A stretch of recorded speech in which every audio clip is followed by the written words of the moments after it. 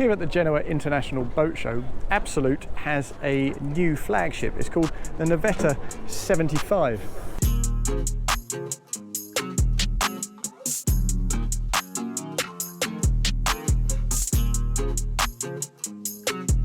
Noise levels of about 66 decibels, which is so quiet, so quiet.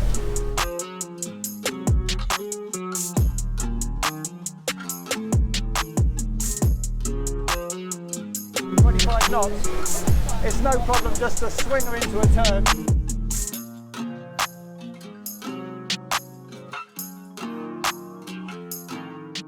Now, as you probably already know, they have a range of flybridge cruisers which are slightly more raked, slightly more sporting looking, and then they have the Navetta, which kind of borrows elements of the sort of upright sided trawler but keeps it really quite stylish, and particularly stylish in this new model in the 75, because it has those, you can't quite see from here actually, but it has a pair of hull windows, one set high, one set low, and then it has beautiful cutaway bulwarks that enable you to get big open views from that saloon on the main deck. And it also avoids the kind of aft supports, the white fiberglass supports that we've seen on previous models from the Navetta range, and that gives you a sense that that big flybridge is actually floating a bit, because you get wraparound glass right the way around this boat. If we step on board,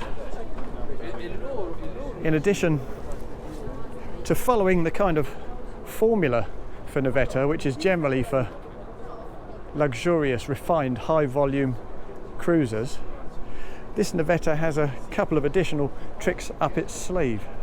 One of the key tenets of that comfort that defines this new Absolute design is the way the crew quarters are organised and the way the flow of crew around this boat is organised. So if we lift this port hatch, up go those steps on strong rams, you'll see down here that we have a little galley unit with 2 rings, plus a fridge under there, plenty of storage and opening porthole. We have a bed for the second in command, and we have, just back here, a more private room for the skipper. We also have this enormous heavy duty, let's give that a good shove, there we are, up it comes. Gives you fantastic access to that aft platform, but of course, because this is used for crew, you're likely to see your tender here, so the view might not be fabulous. Either way, it's good for ventilation, and you need that because of course we've got cooking facilities right here. And before we go elsewhere, let's move through to the heads and shower compartment. You'll see we've got a washer and dryer here too. And if we open this door,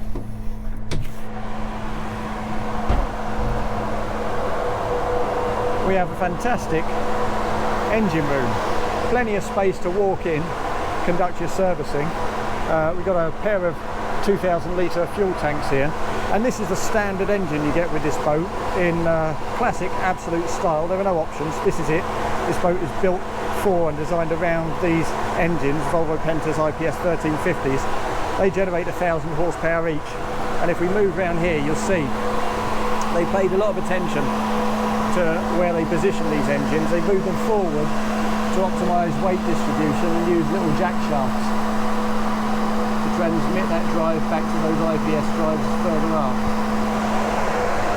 If we come out of there, close that up, fantastically heavy duty door. I have to say, as you walk around you do discover that everything is really beautifully well built. Absolute is not so concerned with additional weight of its materials because it's not all about performance, it's all about refinement, it's all about comfort. So from that position down in the crew quarters, the crew can make its way straight along this port side deck, missing out the guests in the main deck saloon. And there's a side door here, again fantastically heavy duty side door, that takes you into the main galley. Now we've got a switch here so that we can drop this partition. So if you're not operating with crew on board, then you can cook here and find yourself properly integrated with the rest of the party in that main saloon, like that.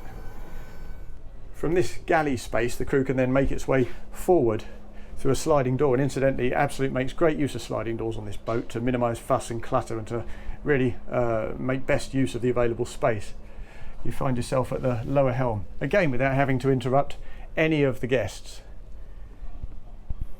There's also a little bench seat to the side of this lower helm, and there's an additional stairwell, as you can see, on the port side, which takes you directly from the lower helm up to the flybridge helm, right in the centre of this fly deck. So the way Absolute has managed this space is really very thoughtful. It enables your crew, should you want one, to go about their business without interrupting you and your guests in the slightest.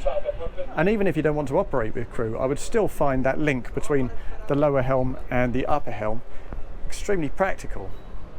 Like down below, what fixed furniture we do have up here is all around the periphery, as you can see, leaving the central deck section wide open to configure in pretty much whatever way you like.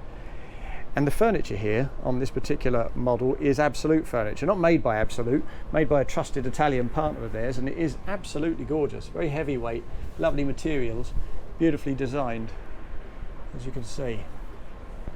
Now that fixed furniture on the port side, just forward of that cocktail bar, this is all your galley. So you've got a big sink there. We've got a couple of very generous barbecues too. Big grills. Lots and lots of storage, as you can see. And on the starboard side, oceans more storage, plus lots of work surface and a really useful grab handle to make your way fore and aft when the seas are a bit lively. If we move aft, in addition to that freestanding furniture and that single level deck that runs all the way fore and aft, we've got these glass balustrades that wrap right the way around the aft end. Really opens up the view, makes you feel like you're part of it, just as it does down in the lower cockpit, and that's a fantastic feature. It really is effective. At this aft end of the flybridge, we also have a little bar with a fridge and a big, I think, in here, yeah, huge drained ice bucket, so you can serve yourself cocktails on that aft deck. And in terms of the hardtop, there are options. This one has an absolutely enormous concertinaed soft sunroof that really drenches this upper dining station in light when it's open. You can also spec this as a solid hardtop so that you can use solar panels on the top and minimise your dependence on generators when you're at anchor or away from your shore power. You can also, though, spec this as an entirely enclosed flybridge, so you can get a bit of respite from the sun with your air conditioning. It's not complex particularly, the way they've arranged this flybridge. It's actually quite simple in many ways, but it gets all the important things right. There's space everywhere, the quality is beautiful, and when you're up here, there's all kinds of ways you can enjoy it. Now this upper helm is positioned slap bang right in the centre of the deck. You do have some aft facing cameras, so that helps you to know what's exactly behind you when you're mooring stern to. If we take a little walk down to the lower helm, you'll see that there's also limited aft visibility here because of the galley solution there, and also again because the wheel itself is positioned pretty much in the centre of the deck. So Absolute's come up with a couple of very sensible solutions to that, the first of which is a third helm station back here at the little cockpit wet bar. If we open that up, you'll see you've got your bow thruster there and also your joystick here, so you can bring her alongside with a much better sense of where your aft quarters are. And you can also spec this boat with a fourth helm station just here inside this little moulding, so that when you're coming alongside you can just step through the skipper's door here and see exactly where the side of your boat is. Step into the saloon past the starboard bar and everything is fantastically open and bright. And actually this is a central tenet moving forward of Absolute's designs. What it wants to do is promote openness by using big single level decks, huge windows with relatively narrow supports, and also freestanding furniture. In here we have lots of freestanding furniture, just as in the aft cockpit and actually up on the flybridge. There are a couple of fixed units. We have a fixed unit here, we have an additional one amidships, and we have a fixed unit to starboard too, just along the edge there for storage. But it's a very elegant space, and when you sit yourself down, those guardrails fall just below the horizon, which is perfect for a fantastic view. They really don't get in your eye line at all. There's also a good generous dining station further forward, again with absolutely vast views. And while that galley is currently open to the guests in this saloon, it can of course be shut off so that the crew can go about their business without being an active part of your party. So far it feels like a very impressive boat, and actually when you go down below it's just as impressive. Now you might imagine, as I head down to the starboard side of that lower helm, that we're about to find ourselves in the VIP guest cabin up here in the V of the bow, but this is actually the master cabin on this Absolute. It takes you well away from any rumblings from those engines, and if you tend to more stern to, as most Mediterranean users will, then this gives you better views because you're not jammed between boats, as you can see, and it also gives you extra privacy from people wandering past on the pontoon, so it makes a lot of sense actually. There's a big bed, and the bed, like the various bits of furniture with that kind of recessed LED lighting, that mood lighting, seems to float on this floor, which looks very elegant indeed. We also have a dressing area to port, as you can see, and a big walk-in wardrobe with loads of hanging space and different kinds of storage solution on both sides, plus a safe for your valuables. If we shut that up, before we go on, actually the fabrics here are really lovely. It's very elegant, and again super high quality. Everything joins up an absolute treat. It's beautifully built, it really is. Now if we move forward past the enormous TV screen, we find ourselves in the bathroom, where we have a toilet to port, again with big windows and an opening porthole,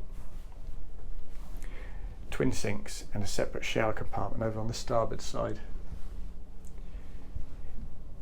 It's a lovely cabin, and no two ways about that.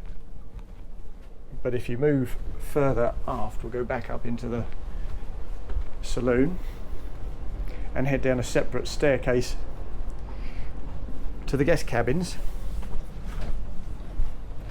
The space really does amaze. It's hard to believe it's only a 75-foot boat. We turn left and look aft. We have a full beam. Well, it's not really a VIP suite at all. It's another master cabin.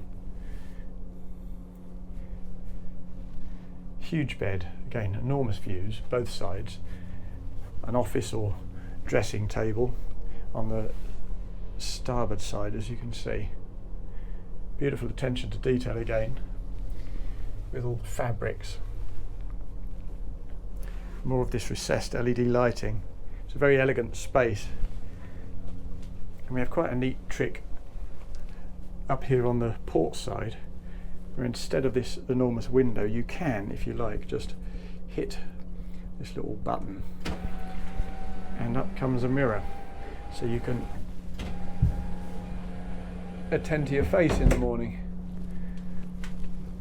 And you don't have to wait all day for it to happen either. Unlike a lot of these gadgets on boats, it actually shifts when you hit the button. So that's a lovely little feature. And here in this, I'll call it the aft master cabin, we have a separate shower compartment here. Very simplistic and straightforward, but again high quality. And a toilet further forward. If we head further forward from here, we find ourselves in the actual guest cabins, the midships. We have a twin on the starboard side, a pretty generous twin. It doesn't actually come with an infill because there are plenty of other sleeping solutions, but it can if you want it to. Again, you've got really good hanging storage in there, a range of storage options. And your heads there and shower compartment is used as the day heads as well. And if we swing round and have a look at the double cabin, which is to port, this is a good size again. It's ensuite. It's a really generous ensuite actually, plenty of space, a toilet, a big sink, and your own separate shower compartment, as you can see. But the really neat trick about the way they've designed this boat, other than the fact that the sliding doors open up all kinds of space you might not otherwise have enjoyed, is this forwardmost section here. As you step down into it, you think, well, this is clearly a walk-in wardrobe, and actually it is. It's got lots of storage again on both sides, lots of hanging space. But then when you reach the forwardmost point, you find a door, and when you open that, what we're looking at there is a service and maintenance compartment for the forward equipment, so for the bow thruster and for the anchor winch. And also there's a hot water tank in here that is designed directly to serve the forward master cabin, which is up above this. It means that when you turn on your tap in the forward cabin, you don't have to wait for the hot water to make its way all the way forward from the hot water tank in the engine room aft. So that's a very thoughtful element of the design indeed, and a fantastic maintenance space. And if that isn't impressive enough, in the central atrium, Absolute's done a really good job here too. You've got a cabinet that houses all your shut-off valves for your various water systems right throughout the boat. So if you have a leak while you're away cruising, you simply read off the relevant tag, shut off that system, isolate it, and within 10 or 20 seconds you've bought yourself some time to attend to the problem without flooding your boat. So given that it's a beautiful day down here in Genoa, we're up on the fly bridge for our little test before the bridge closes back over in about 10 minutes. So we don't have much time, so let's get her up and running. Now on this boat, as you would expect of Absolute, there's one power option, and that is twin Volvo IPS 1350s. Each of those knocks out about 1,000 horsepower. But as I say, this boat is not particularly about performance. This is all about comfort. And you absolutely get that, whether you're down below on the lower helm or up here on the fly bridge. The ride is very secure and settled.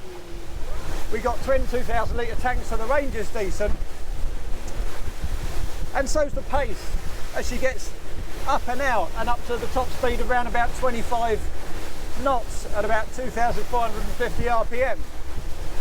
And we've attempted this down at the lower helm, and at anything between 20 and 23 knots, a nice sort of fast cruise, we're seeing noise levels of about 66 decibels, which is so quiet, so quiet.